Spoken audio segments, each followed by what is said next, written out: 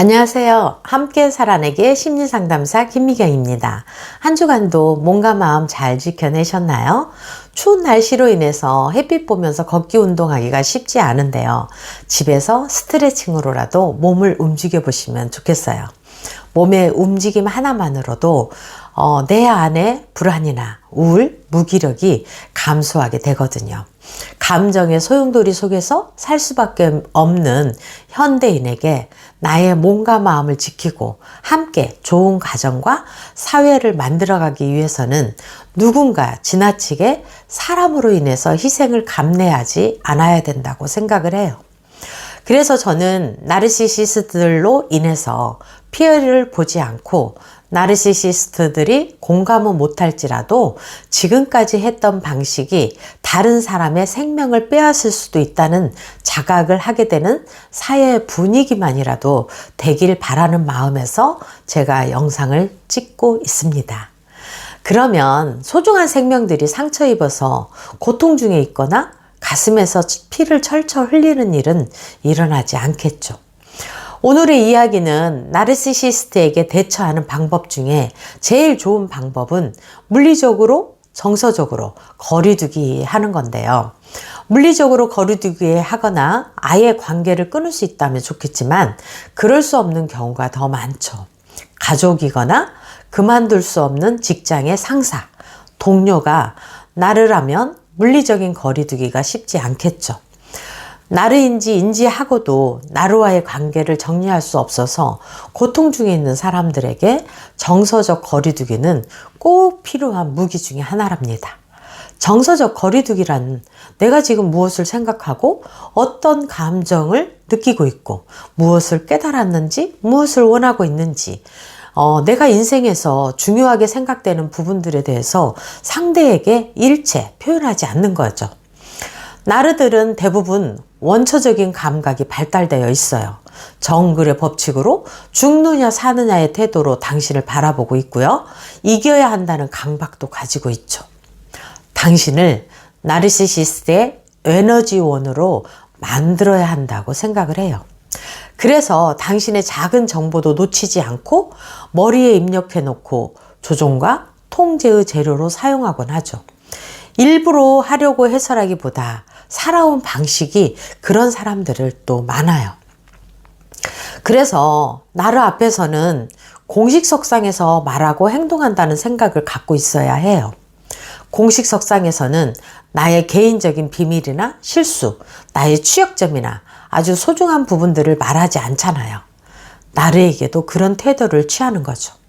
나르는 상대방을 자신의 에너지를 채우고 자신의 불안을 떠넘기고 자신의 자존감을 세우는 도구로만 여기기 때문에 나르들은 원초적인 감각으로 하이에나처럼 먹잇감을 노려보고 있어요. 어떻게 하면 상대방을 비난하고 폄하하고 깔아뭉개서 나르 자신이 우월한 느낌, 우월한 위치를 차지하려고 하죠. 이런 나르시시스트에게 당신의 소중한 비밀이나 당신의 생각, 의견, 느낌 등을 말하게 된다면 어떤 부분에서든 당신에게 공격할 수 있는 빌미를 제공할 수가 있어요. 정서적인 교류를 하지 않게 된다면 나르시시스트에게 계속적으로 상처를 받아서 고통에 빠지는 일은 없겠죠. 그러면 가까이에 있는 남편, 부모, 자녀에게 말하지 않으면 누구에게 나의 외로움이나 슬픔, 기쁨 등을 말해야 하나요? 라고 반문하실 거예요. 그거는 당연한 말이에요. 어느 정도 건강한 자아를 가지고 있는 사람들은 정서적인 교감을 하고자 하는 욕구를 기본적으로 갖고 있기 때문이죠. 여기에 우리의 안타까움이 있어요. 보통 사람들 같으면 서로의 기쁨이나 슬픔, 상처 등을 말하며 기쁠 때는 같이 기뻐하고 슬플 때는 또 함께 슬퍼해 주면서 상처를 위로해 주는 것이 정상이지만 우리가 고통 속에서 신음하게 만드는 나르에게는 공감 능력이 없어요. 남의 아픔을 느끼지도 않을 뿐더러 남의 아픔을 가지고 무기로 사용하죠. 남의 기쁨에 찬물을 끼얹어서 금세 분위기를 망치는 사람이에요. 이런 나르에게 정서적인 교감을 기대하지 않으셔야 하죠. 기대하면 기대할수록 당신의 상처는 더 깊어지고 고통은 심각해지기 때문이죠. 그러나 현실은 어떤가요? 나르와 결혼 생활을 오래 한 사람이라든지 나르 엄마와의 사이에서 있다 보면 외로움, 고립감, 슬픔이라는 감정이 자리 잡게 될 거예요. 그리고 나르와 있다 보니 점차 정서적으로 지쳐가고 있어서 가까운 사람들하고도 멀어지게 되는 경우가 있죠. 나르의 가스라이팅으로 가까운 주위 사람들을 또한 멀리 하도록 만들어서 오직 나르의 소나기에서만 움직이도록 하는 악성 나르시시스트들도 있어요. 이렇다 보니 감정이 약해지게 되고 취약해지는 환경이 되면 그나마 자기 가까이에는 아무도 없는데 나르에게 그 자신의 감정을 털어놓게 되고 위안을 얻고 싶어 하죠. 이럴 때 나르는 어떻게 할까요? 당신의 편을 들어주는 것이 절대 아닙니다. 당신의 실수나 흠을 잡거나 당신이 옳았음에도 당신을 비난할 거예요. 네가 잘못했네. 그렇게 하니까 그렇지. 할 줄 아는 거라고는 아무것도 없네. 라고 나르는 이렇게 말을 해서 당신의 자존감에 스크래치를 내게 되어서 당신은 더욱 상처를 받게 될 거예요. 그러면 어떻게 해야 가까이에 있는 나르시시스트와 정서적인 거리를 둘 수 있을까요? 첫 번째는요, 안전지대와 안전한 관계를 확보하는 거예요. 우리는 몸이 피곤하면 편안하게 잠을 잔다든지 편히 쉴 수 있는 장소를 찾게 되는 것처럼요, 마음의 쉼을 얻을 수 있는 곳을 찾아내는 거예요. 따뜻한 햇빛이 드는 카페라든지 산책할 수 있는 공원을 찾아내는 거죠.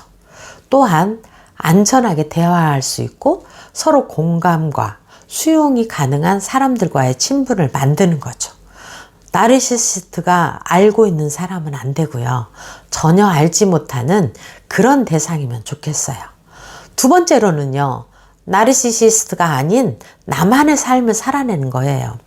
삶의 주도권을 나 자신이 가지고 자신의 삶을 지금보다 더 활기 있고 생동감 있게 살기 위해서는 무엇을 해야 할지를 고민하면서 공부도 해보는 에너지를 거기에다가 써야 되죠. 세 번째로는 삶의 의미 찾기입니다.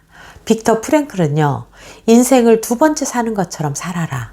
그리고 당신이 지금 막 하려고 하는 그런 바로 그 행동이 첫 번째 인생에서 실수했던 바로 그 행동이라고 생각하라고 말씀하셨죠. 당신 안에 잠재되어 있는 삶의 의미를 발견하기 위해서는 구체적으로 창조가치, 체험가치, 태도가치가 필요해요.